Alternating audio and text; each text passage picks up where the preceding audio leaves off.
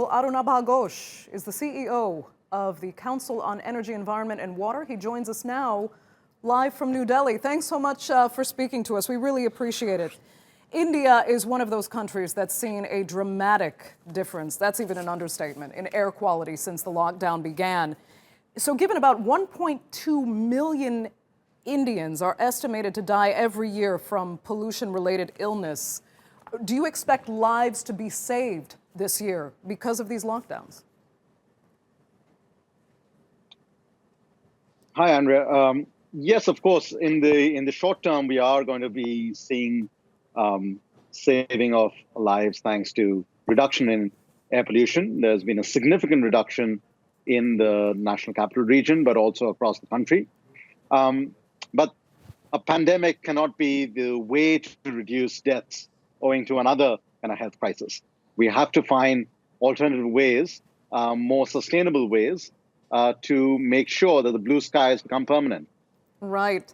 I guess what's so ironic, though, is that the Indian government, to its credit, took such decisive action from the onset to combat the spread of COVID-19, but so little action to combat the pollution that claims millions of Indian lives, especially children. It is ironic, but it also demonstrates basically how we respond to different kinds of crises.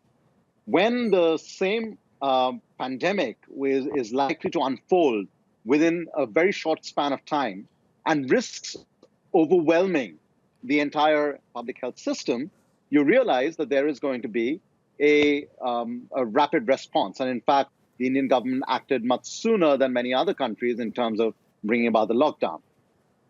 The air pollution crisis, which is very real, but spans out through the course of the year and does not overwhelm the public health system, then tends to get ignored or tends to get not that kind of attention because the costs of reducing economic activity seems to be too high. But I think the silver lining here is twofold. Number one, we've actually seen that a lot of the things that we thought were causing air pollution, etc., are not as large the case as other things. For instance, city dwellers tend to blame farmers for burning crop stubble, whereas actually we see it's not the burning of the crop stubble, it's the shutting down of industries or the shutting down of transportation in the cities that has changed this. So it's actually about our behavior. The second thing that's improved is that now you've kind of tasted what it looks like when the skies get blue. So what I've been arguing for a long time now is that in addition to the technological means that are needed to battle air pollution, we still need a bottom-up democratic demand for clean air. And I think citizens having observed that they can actually breathe clean air, they can actually look at blue skies and see the stars at night, might actually come around at the end of this lockdown and demand something different.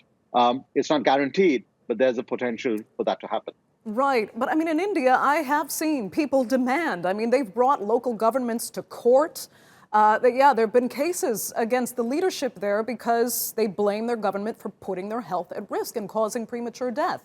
So I guess let me ask you the question that we actually introduced this segment with. Can India, and you can't speak for China perhaps, but countries like India and China return to business as usual once this lockdown is over? That is the most strategic question, Andrea. I don't think we have an option of going back to business as usual for a number of reasons, not just for air pollution.